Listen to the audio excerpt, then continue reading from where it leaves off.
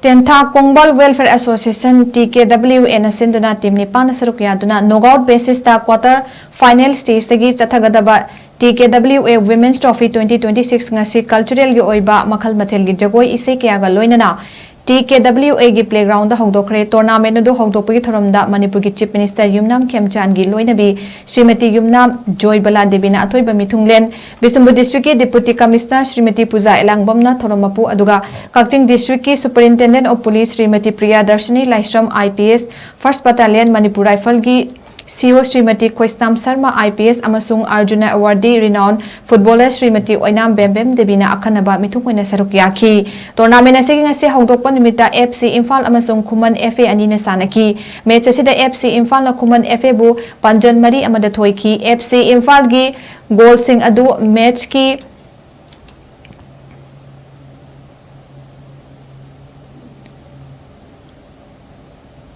pung aniga minute kun amadi minute humpu suba minute singda jersey number 11 A Lakshmina goal ahum aduga 60+3 suba minute jersey number 9 TS Resmana goal ama punna goal mari chanki aduga Kuman FA gi ama tangairaba goal adu match ki kunmanga suba minute jersey number 7 N Tinana chanki hayeng tarikulhum doi gi nungthil pung ani makhaida ahan background da YWC Thambalkhong amasung Sana FC Thobal anina ani suba quarter final aduga pung ahum makaida MPSC amasung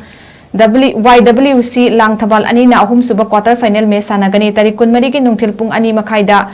ESU Imphal amasung ICSA FC na mari suba quarter final me sanagani tarikun taruk amasung tarikun tarek ki nungthil pung ani makaida ahan ba amadi ani suba semi final sanaraga mathang tha March ki tarik amagi nungthil pung ani makaida final match sanaragani hairi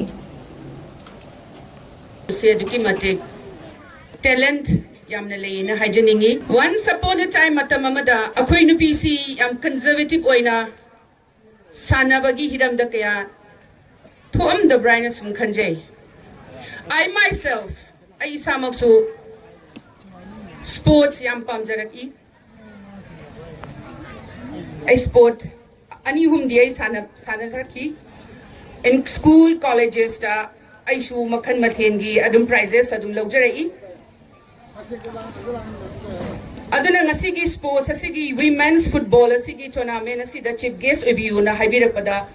I'm so happy I'm harauki and today ngasi akoi gi nupi khaktegi oiba takwa haiba sina football opening football ma sinda basi aigi haijaradi ngasi imang dalingsin biriba Lexin Biribi, Akwegi Manipur gi